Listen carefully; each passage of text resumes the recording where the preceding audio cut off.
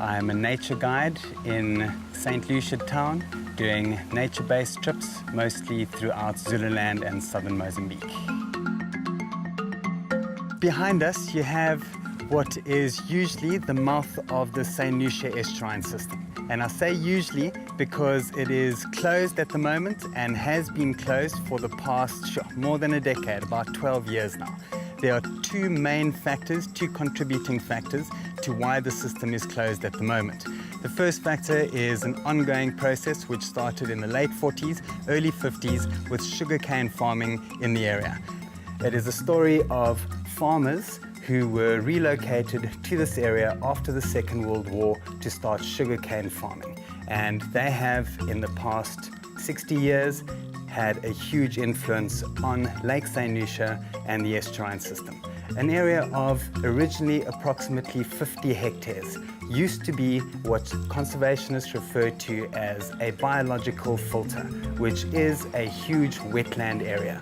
And how this biological filter works, very briefly basically, is that when a river comes down in flood, it is usually during the rainy season, and then it catches up silt from all of the river's catchment area, and that is flowing down within the river.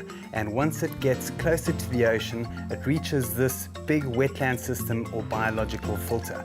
Then the single channel of river spreads out into a huge wide area filled with these papyrus reeds and other organisms. And the river's flow is first of all slowed down to a huge extent, which allows the silt to sink to the bottom and the clean water to carry on flowing along the top layer. And then also all of the microorganisms within this big biological filter will purify this water by using those impurities as part of its daily life cycle. But now, with the farmers, the sugarcane farmers in that area, they have reduced that entire floodplain or biological filter into one channel, which flows straight through into the ocean and into the lake system. And they are farming the previous floodplains on either side of the bank. So that biological filter has been destroyed, and siltation is a big problem into Lake St Lucia due to that. The other factor is a drought that we have been experiencing for the past 10 years, a very severe drought, affecting not only Lake St Lucia, but all the animals associated with the lake system and also the rivers flowing into the lake.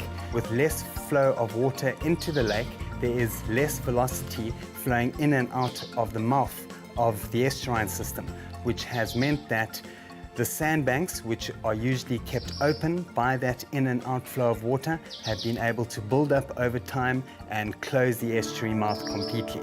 So where the estuary is usually tidal, influenced by high tide and low tide, for the past 10 years it has not been influenced by the tides at all.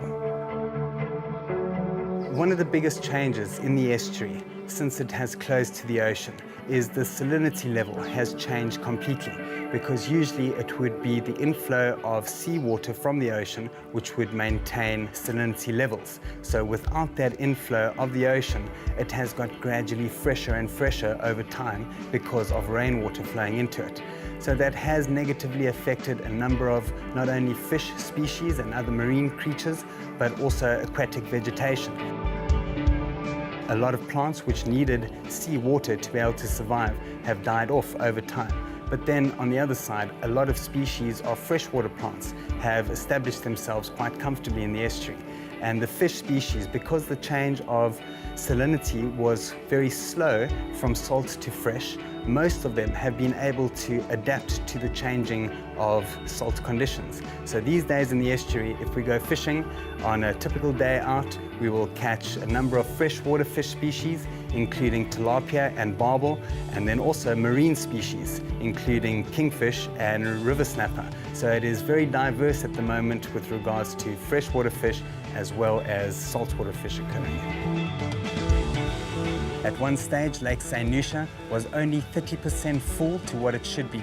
And where you've got animals like crocodiles and hippos, which are extremely territorial, being forced closer together because of a decreased amount of water, you've got a lot more fighting. And crocodiles and hippos in the wild do not get along very well together at all, so increased attacks of hippos on crocodiles was also recorded. a lot of residents in town are very keen for the estuary to be opened. Man-made opening of the estuary, not waiting for water as Mother Nature would have it, but to open it mechanically. Now, there are a number of different factors which have stopped the authorities from doing that, and the main one being that it simply will not stay open for very long if it is opened by us.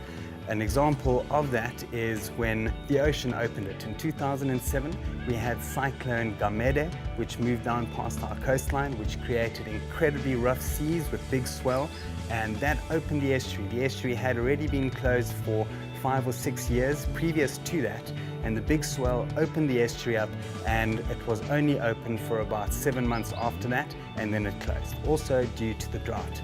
So if we were to open it, there is a very good chance that it will simply close up again.